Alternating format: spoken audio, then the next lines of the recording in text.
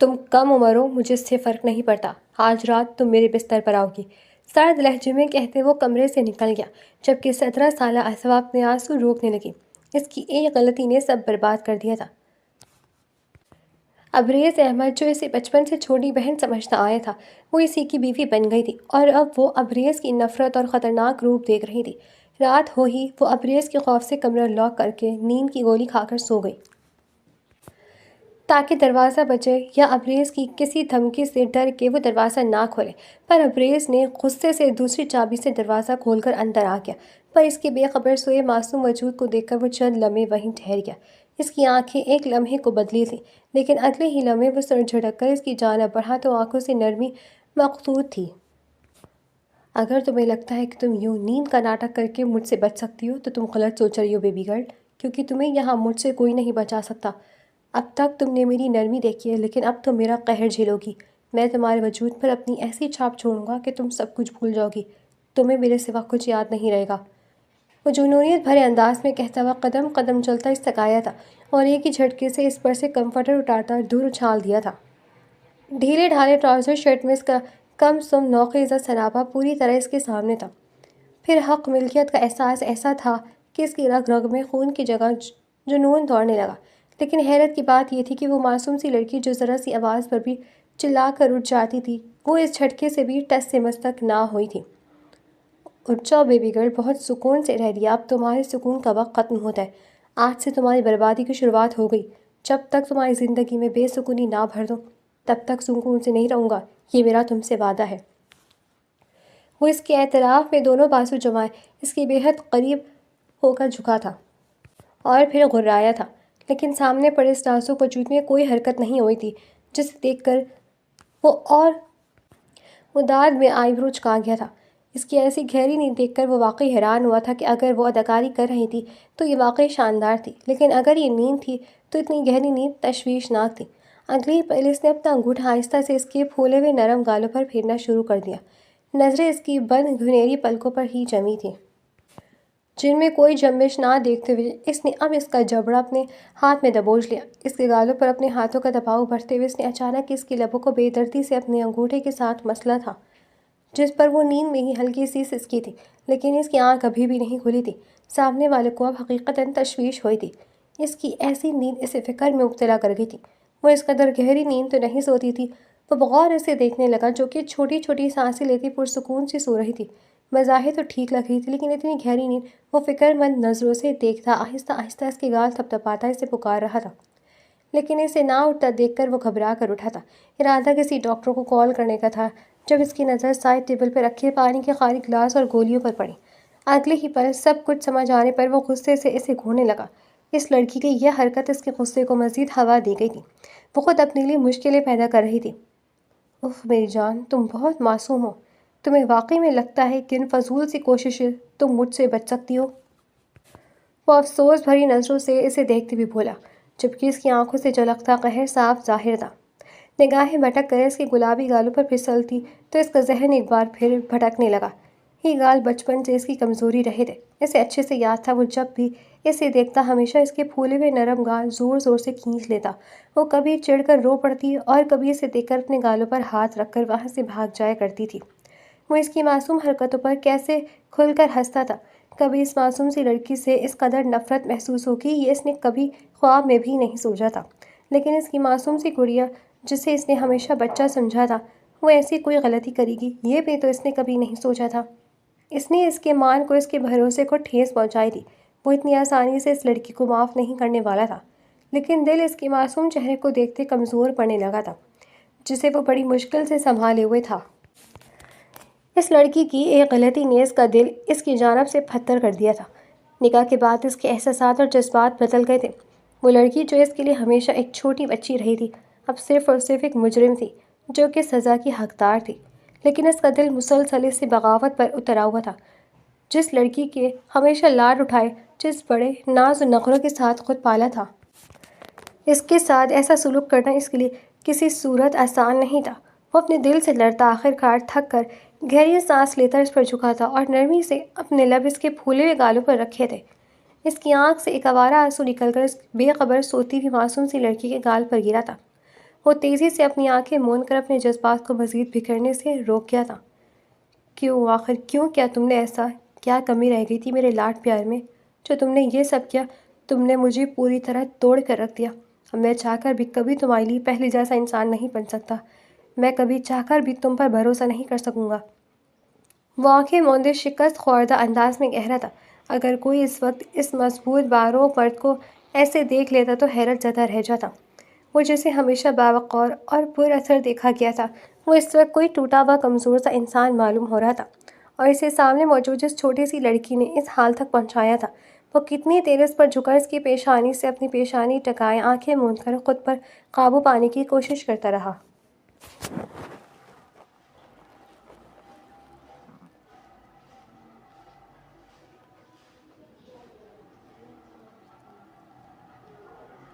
اگلی صبح اس کی آنکھ کھلی تو اس نے اٹھنا چاہا لیکن اپنے ہاتھوں کو بندھا ہوا پایا۔ یہ احساس ہوتی اسے جھٹکا لگا تھا۔ وہ بری طرح پینک ہوتی اپنی پوری قوت لگا کر اپنے ہاتھوں کو آزاد کروانے کی کوشش کرنے لگی، لیکن اس کے ہاتھ بیک گراؤنڈ سے سلک کر پٹیوں کے ساتھ بندھے ہوئے تھے۔ اس کی آنکھوں میں خوف کے ساتھ ساتھ آنسو آئے تھے۔ اس کمرے میں جہاں وہ اکیلی بند تھی وہاں اس کے ساتھ بھلا ایسا کون کر سکتا تھا؟ وہ سر اٹھائے بے بسی سے ارد گرد دیکھنے لگی، اور اگلے ہی لمحے اسے اپنے دل میں چلتے سوال کا جواب مل چکا تھا، جب اس کی نظر سامنے صوفے پر بیٹھے اس مغرور نوجوان پر پڑی تھی جس پر وہ خوف سے ساکت ہو گئی۔ اسے اچھے سے یاد تھا کہ رات کو سونے سے پہلے اس نے کمرہ اندر سے لاک کیا تھا، تو پھر یہ شخص آخر کیسے کمرے میں داخل ہوا؟ بیبی ڈال، تمہیں بہت شوق ہے نا اس کمرے میں رہنے کا۔ دیکھو میں نے تمہارے لیے آسانی پیدا کر دی۔ جب تمہیں یہ جگہ اتنی پسند ہے تو کیوں نہ تمہیں ہمیشہ کے لیے یہیں پر قید کر دیا جائے؟ ویسے بھی اب تم پر بھروسہ نہیں رہا، اس لیے یہی صحیح ہے کہ تم اب تمام عمر ایسی ہی رہو۔ ابریز احمد کی گھمگیر آواز میں کہنے پر سامنے والی کے ہوش اڑے تھے۔ وہ خوفزدہ نظروں سے اسے دیکھنے لگی۔ آنکھوں میں خوف کے ساتھ ساتھ دلشدہ بھی تھی، لیکن لب خاموش تھی۔ ابریز احمد کا جو روپ اس نے دیکھا تھا، اس سے یہ تو صاف ظاہر ہو گیا تھا کہ وہ اس پر رحم نہیں کھائے گا۔ ایسا مت کریں پلیز، مجھے معاف کر دیں، میں آئندہ ایسا نہیں کروں گی، آئی ایم سو سوری۔ وہ کھڑا ہوا تو وہ گڑ گڑانے لگی۔ وہ اسے اس طرح یہاں چھوڑ کر جا رہا تھا، یہ سوچ کر اس کے رونگٹے کھڑے ہو گئے۔ اس سب سے بچنے کا ایک طریقہ ہے، ہمارے درمیان موجود رشتہ قبول کرو اور میرا حق ادا کرو، بیوی ہونے کے تمام فرائض پورے کرو۔ اگر تم اس سب کے لیے تیار ہو تو میں تمہیں ابھی آزاد کر دوں گا۔ وہ اس کے سامنے کھڑا بے تاثر نظروں سے اسے دیکھتے ہوئے بولا، تو اس کی باتیں سن کر اسوا رو پڑی تھی۔ وہ اسے کیسے اپنا شوہر قبول کر لیتی جسے کبھی اس نے ایسا دیکھا ہی نہیں تھا۔ سامنے والا اس سے ہنسیا مسکرایا تھا۔ ٹھیک ہے، جیسے تمہاری مرضی، تمہارے پاس سوچنے کے لیے شام تک کا وقت ہے، میں شام کو دوبارہ آؤں گا، لیکن ایک بات تو طے ہے کہ تم اب اس بستر سے تبھی اٹھو گی جب میری بیوی بننے کے لیے تیار ہو جاؤ گی، وہ بھی اپنی مرضی سے، ورنہ مجھے فرق نہیں پڑتا کہ تم یہاں پڑی پڑی مر جاؤ، میں بڑے شوق سے تمہارے جنازے کو کندھا دوں گا۔ اس شخص کی اس سفاکی سے کہنے پر اسوا سانسیں روک گئی تھی، لیکن ابھی وہ کچھ کہہ پاتی یا سمجھ پاتی، اگلے ہی لمحے وہ کمرے سے باہر نکل گیا۔ اسوا روتی ہوئی اپنے ہاتھ آزاد کروانے کی کوشش کرنے لگی، لیکن یہ ممکن نہیں تھا۔ وہ ایک بار پھر آنکھیں موندے مزید شدت سے رو پڑی۔ اس نے شہزادی جیسی زندگی گزاری تھی اور جس نے اس کے ہر دم لاڈ اٹھائے تھے، اب اسی کا ایسا روح اس سے برداشت نہیں ہو رہا تھا۔ وہ جو اس کی ذرا سی چوٹ پر پورا مینشن سر پر اٹھا لیا کرتا تھا، آج اسے اس کے جینے یا مرنے سے کوئی فرق نہیں پڑتا تھا۔ یہ سوچ کر اس کے دل میں ایک عجیب سی اذیت اندر تک سرایت کر گئی تھی۔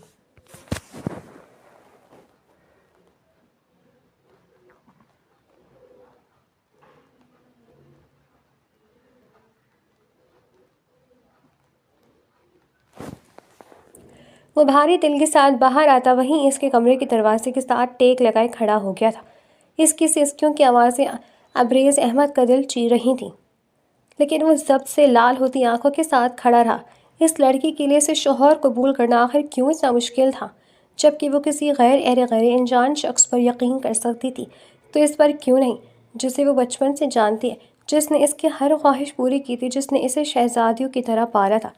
اس کا دل کرلا رہا تھا۔ وہ باہر سے جتنا سخت نظر آ رہا تھا، اندر سے اس سے کہیں زیادہ بری طرح ٹوٹ چکا تھا۔ اندر وہ نازک سی لڑکی اپنی بے بسی کا ماتم منا رہی تھی، اور دروازے کے باہر کھڑا وہ حسین نوجوان ہر گزرتے لمحے کے ساتھ مزید بکھرتا جا رہا تھا۔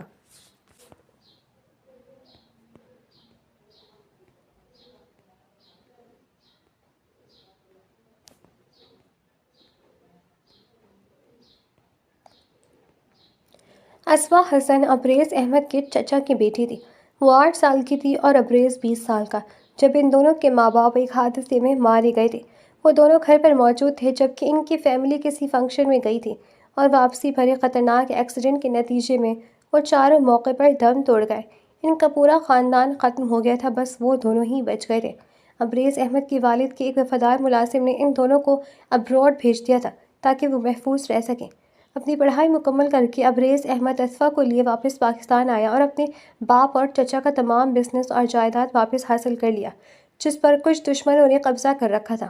ابریز احمد کچھ ہی عرصے میں ملک کا ٹاپ بزنس مین اور ایک طاقتور سیاسی شخصیت بن چکا تھا۔ اس کے خاندان کے ساتھ جو ہوا وہ کوئی حادثہ نہیں بلکہ ایک سوچی سمجھی سازش تھی۔ یہ بات جاننے کے بعد اس کے اندر انتقام کی آگ بھڑک اٹھی تھی، اس لیے اس نے پاور حاصل کر کے اپنے دشمنوں سے انتقام لینے کا سوچا تھا۔ بزنس کی دنیا میں اپنے قدم مضبوط کرنے کے بعد اس نے سیاست میں قدم رکھا تھا اور کچھ عرصے میں لوگوں میں مقبولیت حاصل کرتا وہ ایک ایک کر کے ہر دلعزیز منسٹر بن چکا تھا۔ اس کا پورا خاندان ختم ہو چکا تھا، جس کے بعد اس کی واحد کمزوری اور عزیز جان ہستی اس کی کزن اسوا تھی۔ وہی اس کی اکلوتی فیملی تھی، وہ جو پوری دنیا کے لیے شفاق ترین اور ظالم انسان تھا، اسوا کے لیے ایک نہایت نرم دل انسان بن جاتا تھا۔ وہ 8 سال کی تھی اور تب سے ابریز کی بچوں کی طرح اس کو پالا تھا۔ ہر لمحہ ہر دم اس کی حفاظت کی تھی، اسے کبھی خود سے دور نہیں کیا تھا، اس کی ہر ضرورت ہر خواہش پوری کی تھی، اسے کبھی کسی چیز کی کسی رشتے کی کمی نہیں ہونے دی تھی۔ اپنی انتہائی مصروف زندگی میں سے بھی وہ اس کے لیے ہمیشہ وقت نکال لیا کرتا تھا۔ وہ اس کے لیے بس ایک چھوٹی سی معصوم سی بچی تھی، اس بیگانگی اور بے حس دنیا میں اس کے لیے راحت کا باعث تھی۔ لیکن اس کی بے وقوفی نے سب کچھ بدل کر رکھ دیا۔ وہ جو مضبوط ترین اور نہایت سخت دل مرد تھا، اسے اس لڑکی نے اپنی غلطی سے پوری طرح توڑ کر رکھ دیا تھا۔ کچھ وقت پہلے اسوا نے اسے بتایا کہ وہ ایک لڑکے کو پسند کرتی ہے، لیکن ابریز احمد نے اسے منع کر دیا، یہ کہتے ہوئے کہ ابھی وہ بہت چھوٹی ہے، ابھی اسے صرف اپنی پڑھائی پر توجہ دینی چاہیے، جب وقت آئے گا تب وہ اس کی پسند کو ضرور مد نظر رکھے گا، لیکن ابھی اس سب کا وقت نہیں ہے، تو بہتر ہے کہ وہ ان سب سے دور رہے۔ ابریز کو لگا تھا کہ ہر بار کی طرح نرمی سے سمجھانے پر وہ اس کی یہ بات مان جائے گی، لیکن اس بار سب کچھ الٹ ہو گیا۔ وہ لڑکی بجائے اس کی بات ماننے کے الٹا باغی ہو گئی، یا شاید اسے جان بوجھ کر ورغلایا گیا تھا، اور وہ پھر وہ نہایت بیوقوف اور معصوم لڑکی تھی کہ آسانی سے ان کی باتوں میں آ گئی۔ وہ اس دن کے بعد اسے ابریز احمد کو ہی اپنا دشمن سمجھنے لگی، یہ زندگی اسے قید لگنے لگی تھی، اس لیے اس شخص کے دباؤ پر اس نے یہاں سے بھاگنے کا فیصلہ کیا اور اپنے کالج سے ہی اس لڑکے کے ساتھ بھاگ گئی، جو کہ کوئی اور نہیں بلکہ ابریز احمد کے دشمنوں میں سے ایک تھا، جس نے جان بوجھ کر یہ سب چال بچھایا تھا تاکہ اسوا کے ذریعے ابریز تک پہنچا جا سکے۔ لیکن خوش قسمتی سے وہ اب سب میں کامیاب نہیں ہونے والا تھا، اور نہ ہی ہو پایا تھا، کیونکہ ابریز اسوا کو لے کر ہمیشہ اوور پروٹیکٹیو تھا۔ جو چین اسوا ہر وقت پہنی رکھتی تھی، اس میں ایک ٹریگر لگا ہوا تھا جس کے بارے میں اسوا بھی علم تھی۔ ابریز احمد نے اسے وہ دیا تھا، یہ کہتے ہوئے کہ وہ اس کی ماں کا ہے، جس کی وجہ سے وہ اسے کبھی نہیں اتارتی تھی، اور ابریز احمد کی عادت تھی کہ وہ وقت ملتے ہی ہر وقت اس کی لوکیشن چیک کرتا رہتا تھا۔ اسے کالج سے باہر جاتے دیکھ کے وہ فوراً الرٹ ہوا تھا اور اپنی انتہائی ضروری میٹنگ چھوڑ کر اپنے آفس سے نکلا تھا۔ وہ لوگ ابھی زیادہ دور نہیں گئے تھے جب ابریز احمد ہائی سیکیورٹی کے ساتھ ان تک پہنچ گیا تھا۔ وہ لڑکا ابریز کی گاڑی دیکھتا موقع پر بھاگ گیا تھا، لیکن ابریز احمد جو یہ سمجھ رہا تھا کہ اسے شاید کسی نے زبردستی اغوا کیا ہے، جب اسے احساس ہوا کہ وہ بیوقوف لڑکی خود بھاگنے والی تھی، تو اس کا بھروسہ اور مان بری طرح چکنا چور ہو گیا۔ میں اس گھٹن بھری زندگی سے تنگ آ گئی ہوں، میں آزادی چاہتی ہوں، اپنی محبت کے ساتھ سکون سے رہنا چاہتی ہوں، آپ کیوں میرے پیچھے پڑ گئے؟ اسوا کے منہ سے یہ بات سن کر ابریز احمد غرض و غضب کا شکار ہوا تھا۔ وہ اسوا کو واپس لاتا اس کے کمرے میں بند کر چکا تھا، ساتھ ہی اس سے اس کا موبائل بھی چھین لیا تھا۔ اسے کسی طور سکون نہیں آ رہا تھا۔ جب اس لڑکی کی انفارمیشن نکلوائی گئی تو جو حقیقت سامنے آئی وہ جان کر ابریز احمد کے ہوش اڑے تھے۔ وہ بیوقوف لڑکی اس کے دشمنوں پر بھروسہ کرتی اپنے آپ کو خود تباہ کرنے والی تھی، یہ جان کر اس کے غضب میں مزید اضافہ ہوا تھا۔ وہ اس بیوقوف لڑکی کو مزید بیوقوفی کی اجازت نہیں دے سکتا تھا، اس لیے اسی دن قاضی صاحب کو بلا کر اس سے نکاح کر لیا، کیونکہ وہ اب اسے مزید کسی غلطی کی اجازت نہیں دے سکتا تھا۔ اس کا ایسا کوئی ارادہ نہیں تھا کہ اس نے ہمیشہ اسے بہن اور چھوٹی سی بچی کے روپ میں دیکھا تھا۔ وہ اس سے کبھی نکاح کرے گا یہ اس نے کبھی نہیں سوچا تھا، لیکن اس بیوقوف لڑکی کی حفاظت کے لیے یہ سب ضروری تھا۔ لیکن کیونکہ اسے بہت ہی لاڈ پیار سے پالا گیا تھا، اسے کبھی کسی چیز سے انکار کی عادت نہیں تھی۔ ابریز نے خود اسے بگاڑا تھا، اس لیے اب وہ حد سے زیادہ ضدی ہو گئی تھی، یہاں تک کہ اسے دھمکیاں تک دی تھی کہ وہ پولیس میں رپورٹ کرے گی۔ اس کا ضدی انداز دیکھ کر ابریز احمد کو نہ چاہتے ہوئے بھی اس پر سختی کرنی پڑی تھی۔ وہ لڑکی خود کو تباہ کرنے پر تلی ہوئی تھی، اور وہ کیسے اسے اس سب کی اجازت دے دیتا؟ پھر اس کا ایسا رویہ اور انداز اس مضبوط مرد کو مزید توڑ گیا تھا۔ اس نے سوچ لیا تھا کہ اب اس کے ساتھ نرمی سے پیش آنا بیوقوفی ہے۔ اب وہ اس کا وہ روپ دیکھے گی جو وہ کبھی نہیں چاہتا تھا کہ وہ دیکھے۔ اس کے دشمن جو کہ اتنے عرصے سے اس کے خلاف سازشیں کرتے اسے ہرانے میں ناکام ہوئے تھے، ان کا یہ وار بڑا ہی کاری ثابت ہوا کہ وہ بلبلا کر رہ گیا تھا۔ جس کسی نے یہ سب کیا تھا وہ انہیں بخشنے والا نہیں تھا، لیکن اس سب سے وہ واقعی میں اذیت میں مبتلا ہو گیا تھا۔ اگر سامنے والے اسے زہر کرنا چاہتے تھے تو وہ واقعی زیر ہو چکا تھا، لیکن یہ ظاہر کبھی نہیں ہونے دیا۔ اسے ابھی بھی مضبوط رہنا تھا، وہ یوں ٹوٹ کر بھی ہار نہیں مان سکتا تھا۔ اسے ہرانا اتنا آسان نہیں تھا، اور وہ بہت جلد اپنے دشمنوں کی چالیں انہی پر الٹنے والا تھا۔ لیکن پہلے اسے اپنی معصوم سی گڑیا کو قابو کرنا تھا، جو کہ اس کے حد سے زیادہ لاڈ پیار کی وجہ سے بگڑ چکی تھی۔ وہ اسے مزید کسی بیوقوفی کی اجازت نہیں دینے والا تھا۔ اس قدر غصے کے باوجود بھی وہ اسے کوئی نقصان نہیں پہنچا پایا تھا۔ وہ اسے نقصان پہنچا ہی نہیں سکتا تھا، لیکن اسے سزا دینا بے حد ضروری تھا، کیونکہ وہ بیوقوف لڑکی اپنی ضد اور پاگل پن میں خود کو نقصان پہنچا رہی تھی۔ اتنی چھوٹی سی عمر میں ایسی بیوی نیند کی میڈیسن کھانا اس کے لیے نقصان دہ ثابت ہو سکتا ہے، لیکن اپنی انا اور غصے میں وہ یہ بیوقوفی کر چکی تھی جو کہ ابریز احمد کو مزید غضبناک کر گئی تھی۔ حالانکہ ابریز احمد کا کوئی ارادہ نہیں تھا اسے کوئی نقصان پہنچانے کا یا اس پر کوئی بوجھ ڈالنے کا، وہ بس اسے جلانے کے لیے اور اس رشتے کا اصل سمجھانے کے لیے یہ سب کر رہا تھا۔ لیکن اس لڑکی نے جو کیا اس کے بعد اس کے ساتھ سختی کرنی پڑی تھی۔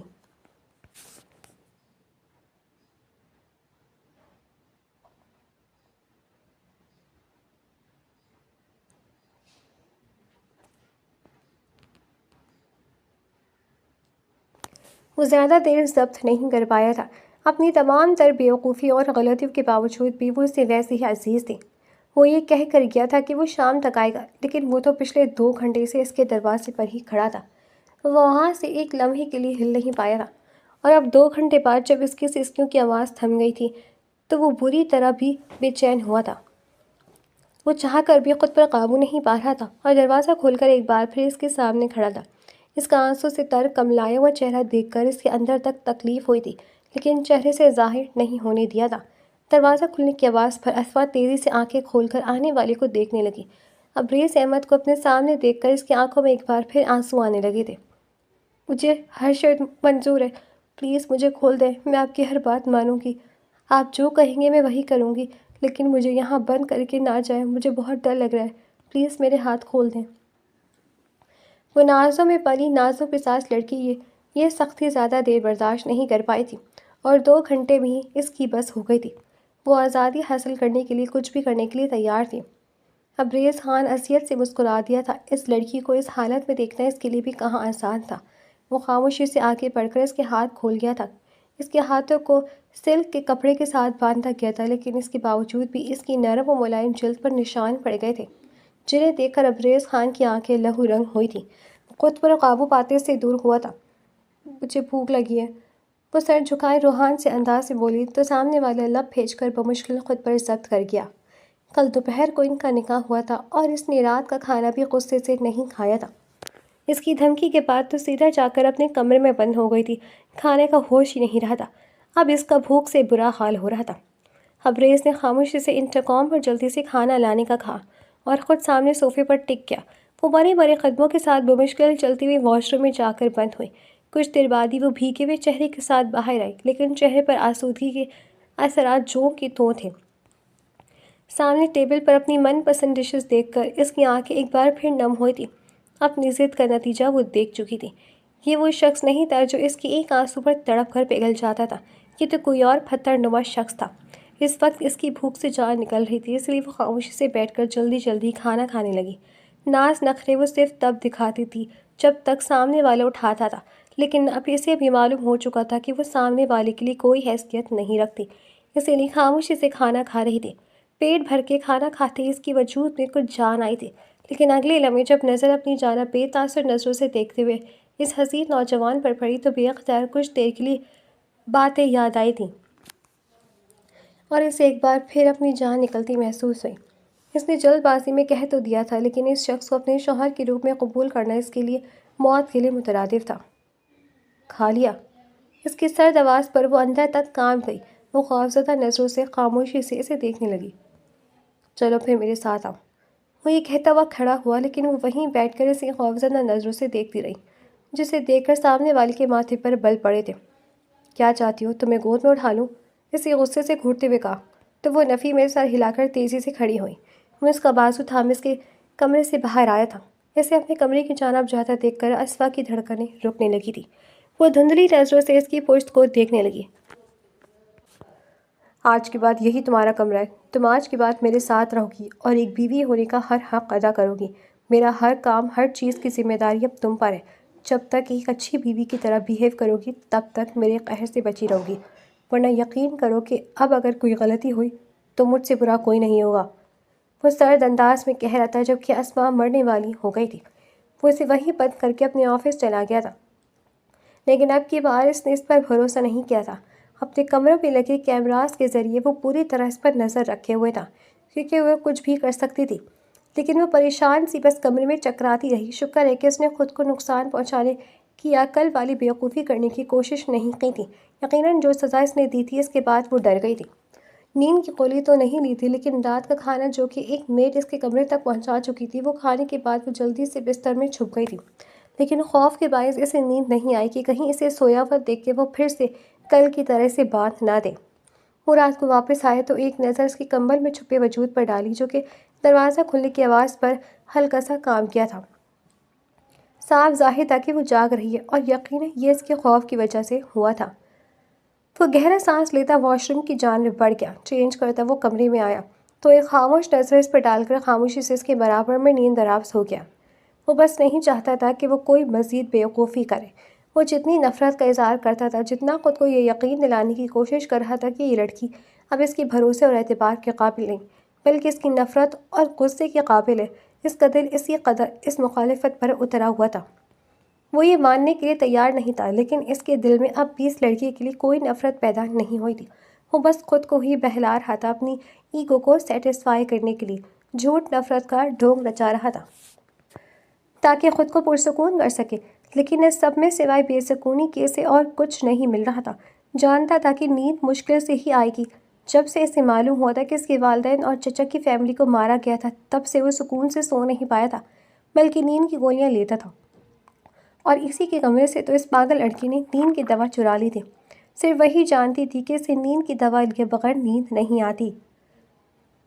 کمبل میں چھپی اسفا، جسے لگ رہا تھا کہ اب اس کی خیر نہیں، وہ اب جانے اس کے ساتھ کیا سلوک کرے گا، لیکن اس کی توقع کے بالکل برخلاف وہ خاموشی سے آ کر اس کے پاس لیٹ گیا۔ کافی دیر گزر گئی، لیکن اس کی جانب سے جب کوئی پیش قدمی نہ ہوئی تو وہ حیرت سے مبتلا ہو گئی۔ کیا یہ وہ شخص نہیں تھا جو کہ اسے زبردستی اپنی بیوی بنانے پر تلا ہوا تھا؟ تو اب جب اس کے کمرے میں اس کی بیوی کی حیثیت سے موجود تھی تو وہ کیوں اتنی شرافت کا مظاہرہ کر رہا تھا، حالانکہ اس نے خود کہا تھا کہ وہ اسے کوئی رعایت نہیں دے گا۔ اس کا دماغ کافی دیر تک الٹی سیدھی سوچوں میں الجھا رہا اور پھر آخر کار وہ نیند کی وادیوں میں اتر گئی۔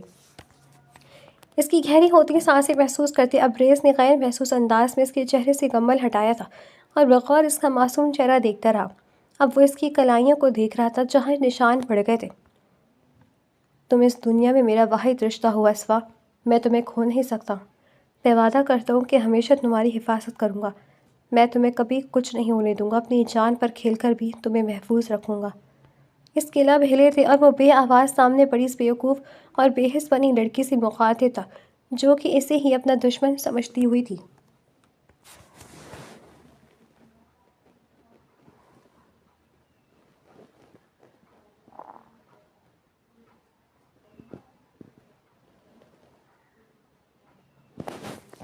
اگلی صبح اس کی آنکھ کھلی تو سامنے سے وہ بیٹھا ہوا دکھائی دیا۔ حالانکہ وہ ٹائم سے آفس چلا جاتا تھا، لیکن آج جانے کیوں آرام سے بیٹھا ہوا تھا۔ وہ خاموشی سے وہیں بیٹھی اپنی انگلیاں چٹکانے لگی۔ یہ مت سمجھنا کہ میں نے تمہیں معاف کر دیا ہے یا چھوڑ دیا ہے۔ میرا بس دل نہیں چاہا کہ تم جیسی لڑکی کو اپنی بیوی کی حیثیت دوں جو پہلی کسی اور کے ساتھ تعلقات رکھتی ہو، اس لیے رات تم بچ گئی۔ میں تمہارے قریب نہیں آؤں گا کیونکہ تم جیسی لڑکی میرے قابل نہیں ہے۔ میں اپنی پسند کی لڑکی سے محبت بہت جلد شادی کروں گا، لیکن جو کچھ تم نے کیا اس کی سزا بھی تمہیں ضرور ملے گی۔ اٹھ کر جلدی سے تیار ہو جاؤ، کیونکہ آج سے میرا ہر کام تم کرو گی۔ ابریز کی نفرت سے کہتی اسفا نے بے یقینی سے اسے دیکھنے لگی۔ اس کے زہریلی نفرت بھرے الفاظ پر وہ پوری طرح سن ہو گئی تھی۔ اندر تک کہیں تکلیف ہوئی تھی۔ وہ اس کے بارے میں ایسا کیسے بول سکتا تھا؟ اس نے کچھ غلط تو نہیں کیا تھا، بس اپنی محبت اور آزادی کو حاصل کرنے کی کوشش کی تھی، جسے سامنے والے نے اس کا گناہ بنا دیا تھا۔ اس کی آنکھوں میں آنسو آ گئے تھے۔ وہ ایسے الفاظ اور رویے کے عادی نہیں تھی، لیکن جب سے وہ شخص اسے واپس لایا تھا تب سے یوں ہی اسے بات پر بات ذلیل کرتا رہتا تھا۔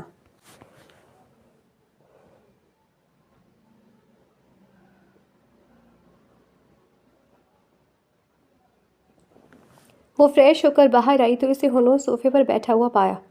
جلدی سے میری وارڈروب سے میرے لیے بلیک 3 پیس سوٹ نکالو۔ اس کے حکم پر وہ کچھ لمحے تو صدمے سے اسے دیکھتی رہی، لیکن جب اس نے غصے سے اسے گھورا تو نہ چاہتے ہوئے بھی اس کے عالیشان سے ڈریسنگ روم کی جانب بڑھ گئی۔ وہ جو خود اٹھ کر پانی تک نہیں پیتی تھی، ایسے کام کرتے ہوئے رونے والی ہو گئی تھی، لیکن سامنے والے اسے کوئی ڈھیل دینے کی موڈ میں نہیں تھا۔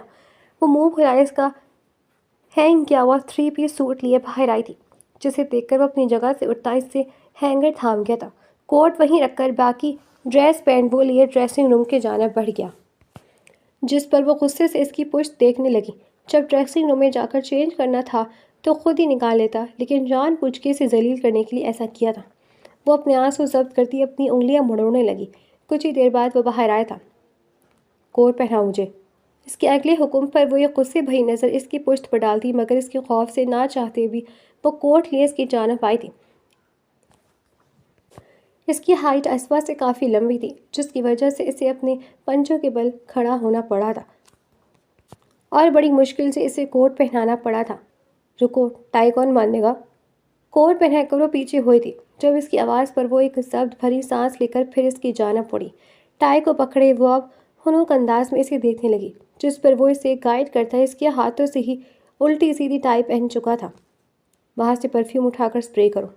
اس کے حاکمانہ انداز پر اسوا کو ایسا لگ رہا تھا جیسے وہ کوئی ملازم تذلیل کے احساس سے اس کا چہرہ سرخ پڑ رہا تھا۔ اللہ اللہ کر کے وہ نواب صاحب تیار ہوتے اور اس میں اسوا کی حالت خراب ہو چکی تھی۔ وہ دونوں ایک ساتھ نیچے ڈائننگ ہال میں آئے تھے۔ اپنی چیئر پر بیٹھتی اسوا نے پانی کا گلاس اٹھانا چاہا تھا جب وہ اس کی کلائی تھام گیا۔ وہ نہ سمجھی سے سوالیہ نظروں سے اسے دیکھنے لگی۔ تم میری بیوی ہو، اب سے تم پہلے مجھے کھانا سرو کرو گی، اس کے بعد خود کھاؤ گی۔ وہ بے یقینی سے اسے دیکھنے لگی۔ وہ جس نے خود کبھی اپنی پلیٹ میں کھانا نہیں نکالا تھا، وہ چاہتا تھا کہ وہ اسے پلیٹ میں کھانا سرو کرے۔ وہ اس کے ساتھ میٹس جیسا سلوک کر رہا تھا، وہ جس نے ہمیشہ شہزادیوں کی طرح رکھا تھا۔ یہ سب اسوا کی برداشت سے باہر ہو رہا تھا۔ کھانا ڈالو کہ اگر تم کھانا کھانا چاہتی ہو تو پہلے مجھے سرو کرنا ہوگا، تبھی تم کھا سکتی ہو۔ اس کی بات پر وہ اپنے آنسو پیتی اس کے کہے کے مطابق اس کے لیے پلیٹ بنانے لگی۔ اس کے سامنے ناشتے کی پلیٹ رکھتے وہ اب اپنی انگلیاں چٹکانے لگی تھی۔ خود اپنے لیے کھانا نکال لو، یہاں اب کوئی تمہیں سرو نہیں کرے گا۔ تم اب بچی نہیں رہی ہو، تم نے ثابت کر دیا، اس لیے اب یہ بچپنا چھوڑو، اپنے کام خود کرنے کی عادت ڈالو، بلکہ میرے کام بھی تم ہی کرو گی، یہ بات یاد رکھنا۔ اس شخص کی باتیں سن کر اسے لگ رہا تھا کہ وہ ابھی رو پڑے گی، لیکن اس شخص کے سامنے وہ رونا نہیں چاہتی تھی۔ یقیناً وہ اس کا مذاق اڑاتا مزید خوش ہو جاتا، اس لیے خود پر ضبط کے کڑے پہرے بنائے ہوئے بیٹھی ہوئی تھی۔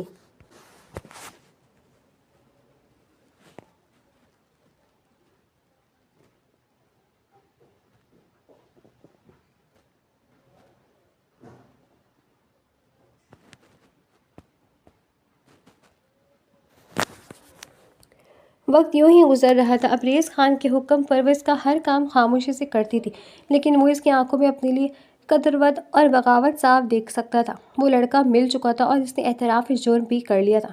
اس کی ایک گینگ تھی جو لڑکیوں کو اسمگل کرتی تھی۔ اس نے ابریز احمد کو زیر کرنے کے لیے اسوا کو ورغلایا تھا اور وہ اسے بیچ کر ابریز احمد کو پوری طرح توڑ دینا چاہتا تھا، لیکن ابریز احمد جانتا تھا کہ وہ اسوا کی بات پر یقین نہیں کرے گی۔ وہ لڑکی پہلے ہی اپنی بے اعتباری سے اسے تکلیف پہنچا چکی تھی، اور اب بھی وہ جانتا تھا کہ بظاہر جتنی خاموش اور شانت ہے، اندر سے وہ تن بدن سے دور ہو جاتی آ رہی ہے، اور اب اسے یہ سب فکر مند کر رہا تھا۔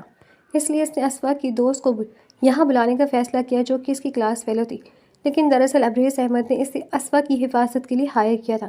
لیکن ان کے دشمن بہت خطرناک ہیں۔ انہوں نے سوچی سمجھی پلاننگ کے تحت یہ سب کیا تھا کہ اسفا کی دوست مریم کو بھی اس سب کی بھنک نہیں لگنے دی تھی۔ مریم تم یہاں سے چلی جاؤ، اس کھڑوس کو پتہ چلا تو تمہیں بھی چھوڑے گا نہیں، میں نہیں چاہتی وہ تمہیں کوئی نقصان پہنچائے۔ وہ اداسی سے کمرے میں بیٹھی تھی جب مریم کو دیکھ کر وہ چونک گئی، لیکن اگلے ہی پل وہ فکر مند انداز میں بولی، کیا مطلب، کس کی بات کر رہی ہو؟ مریم نا سمجھی سے اسے دیکھنے لگی۔ میں اس ظالم شخص کی بات کر رہی ہوں جس نے میری زندگی تباہ کر دی ہے، جس نے مجھے یہاں قید رکھا ہے، وہ تمہیں بھی نہیں چھوڑے گا کیونکہ تم میری دوست ہو۔ اسفا کی باتوں پر وہ حیرت سے اسے دیکھنے لگی۔ تم یہ کیسی باتیں کر رہی ہو، اور تم نے یہ اچانک کالج کیوں چھوڑ دیا؟ سب ٹھیک ہے نا، کیا ہوا ہے؟ مریم فکر مند انداز میں اس سے پوچھنے لگی تو اسفا روتے ہوئے اسے سب کچھ بتا گئی تھی۔ کہ تم کیا کہہ رہی ہو؟ تم نے مجھے پہلے کیوں نہیں بتایا اس سب کے بارے میں؟ وہ پریشانی سے اسے دیکھتے ہوئے بولی، فاروق نے منع کیا تھا، وہ نہیں چاہتا تھا کہ کسی کو پتہ چلے، اس نے تمہیں بتانے سے روکا تھا۔ وہ روتے ہوئے اسے بتا رہی تھی جبکہ مریم تعصب سے اسے دیکھ کر رہ گئی۔ میں اس سے بہت محبت کرتی ہوں، وہ بھی مجھ سے محبت کرتا ہے۔ وہ میری زندگی میں آیا تو اس نے مجھے یہ احساس دلایا کہ یہ شخص میری زندگی کو کنٹرول کر رہا ہے تاکہ میرے ماں باپ کی جائیداد پر قبضہ کر سکے۔ مجھے اس کی بات پر یقین نہیں آیا تو اس نے مجھے کہا کہ میں ابریز سے ہمارے رشتے کے بارے میں بات کروں، دیکھ لینا وہ منع کر دے گا۔ وہ تمہیں کسی کے ساتھ خوش نہیں دیکھ سکتا کیونکہ اگر تمہاری کسی سے شادی ہو گئی تو تمہاری جائیداد اس کے ہاتھ سے نکل جائے گی۔ مجھے یقین تھا کہ ابریز مجھے کسی چیز سے منع نہیں کر سکتا، لیکن جب اس نے مجھے منع کر دیا تب اس کا اصل چہرہ میرے سامنے آ گیا۔ وہ واقعی میری جائیداد کی خاطر مجھے استعمال کر رہا تھا۔ جانے میری جائیداد حاصل کرنے کے بعد میرے ساتھ کیا سلوک کرتا ہے، اس لیے میں فاروق کے ساتھ یہاں سے کہیں دور چلی جانا چاہتی تھی، لیکن وہ پتہ نہیں کیسے مجھ تک پہنچ گیا اور اب مجھے ہمیشہ کے لیے یہاں قید کر دیا ہے کیونکہ میں اس کا اصل چہرہ جان گئی ہوں۔ میں سمجھ گئی ہوں وہ مجھے ساری عمر اپنا غلام بنا کر رکھے گا۔ مجھے یہاں نہیں رہنا مریم، پلیز میری مدد کرو، مجھے یہاں سے نکال لو۔ وہ روتے ہوئے بولی تھی جبکہ ان کی تمام باتیں مائکرو فون سے سنتے ابریز کی آنکھوں میں لہو اتر آیا تھا۔ وہ سرخ ہوتی نظروں سے اسکرین پر نظر آتی اس انتہائی بیوقوف لڑکی کو دیکھنے لگا۔ اس کی باتیں اسے افسوس میں مبتلا کر گئی تھیں۔ وہ اس کے بارے میں ایسا کیسے سوچ سکتی تھی؟ آخر کیسے کسی نے برغلائب اس قدر اس کے خلاف ہو سکتی تھی؟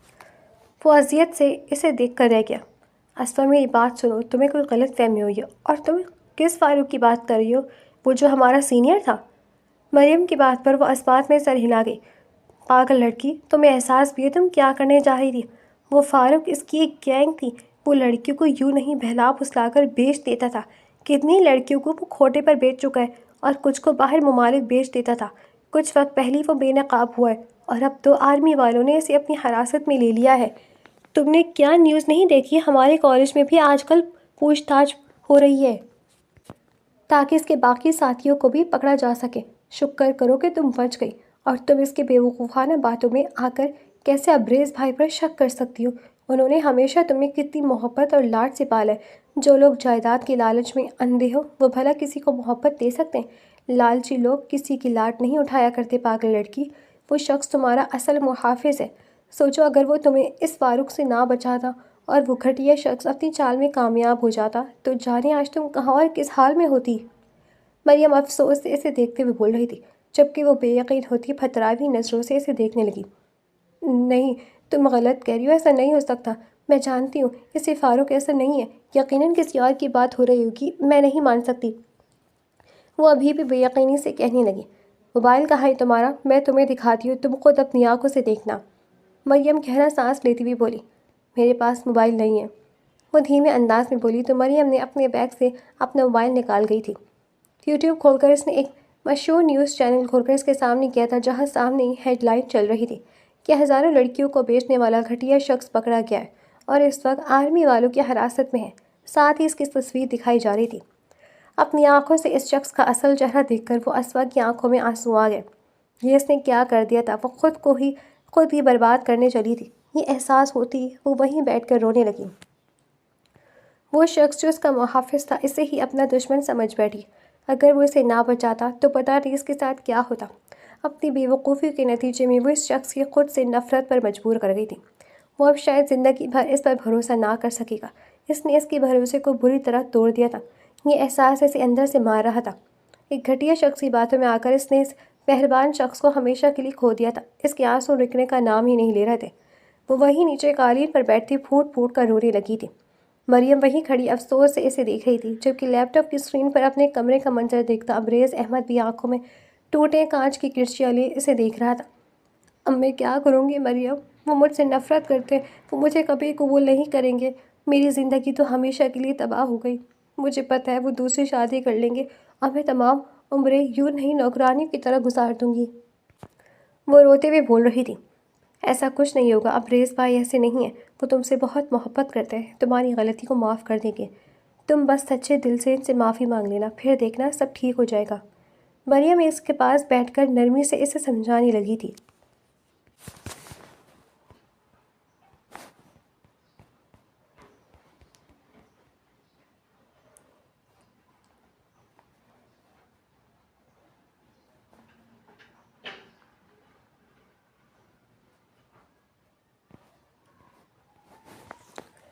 آئی ایم سوری، مجھے معاف کر دیں، مجھ سے بہت بڑی غلطی ہو گئی، پلیز مجھے معاف کر دیں۔ ابریز واپس آئے تو اس کا کمرہ لائٹوں اور پھولوں سے سجا ہوا تھا۔ وہ ایک خوبصورت سی ڈریس پہنے شرمندہ سے اس کی منتظر تھی۔ اس کے آتے ہی وہ اس کا کوٹ اتار کر ایک طرف رکھ کر اب شرمندگی سے سر جھکائے اس کے سامنے کھڑی کہہ رہی تھی، کس چیز کی معافی؟ کیا تمہارے نزدیک میں ظالم نہیں ہوں؟ پھر تم مجھ سے کیوں معافی مانگ رہی ہو؟ اور یہ سب کیا ہے؟ وہ سنجیدگی سے اسے دیکھتے ہوئے انجان بنا اور پوچھ رہا تھا، حالانکہ یہ سب اس نے خود کروایا تھا، یہاں تک کہ یہ ڈریس بھی اس نے خود بھیجا تھا۔ میں غلط تھی، آپ ظالم نہیں ہیں، آپ میرے دشمن نہیں ہیں، آپ میرے محافظ ہیں، میرے واحد، اپنے میرا سب کچھ۔ میں بیوقوف تھی جو کسی کی باتوں میں آ کر آپ پر شک کر بیٹھی۔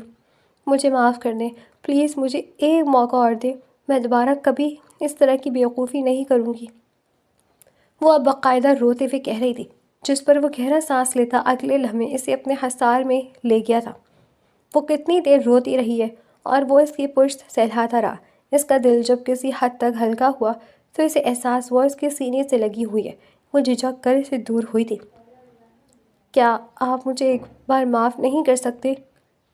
اس کی خاموشی کو دیکھتے ہوئے وہ اداسی سے بولی تھی، ایک شرط پر معاف کر سکتا ہوں۔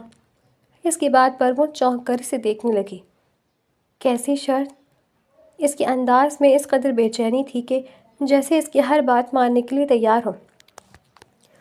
تمہیں ہمیشہ کے لیے صرف اور صرف میری بن کر رہنا ہوگا اور میری بیوی ہونے کی ہر حق ادا کرنا ہوگا۔ وہ بے یقینی سے اسے دیکھنے لگی۔ کیا وہ واقعی مان گیا تھا؟ کیا اسے اتنی آسانی سے معاف کر دیا تھا؟ وہ نم آنکھوں سے اسے دیکھنے لگی۔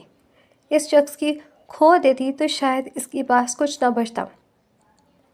آپ دوسری شادی تو نہیں کریں گے؟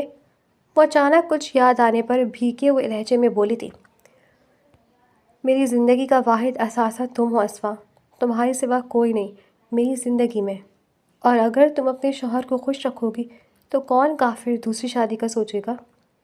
وہ اس کا چہرہ ہاتھوں کے پیالے میں لیے اس کی پیشانی پر اپنے لب رکھتا گھمگیر آواز میں بولا، تو اس شخص کی باتوں پر وہ گلال ہوتی نظر جھکا گئی۔ اس کے سینے میں چہرہ چھپا گئی تھی۔ اس کی یہ ادا سامنے والے کو سرشار کر گئی۔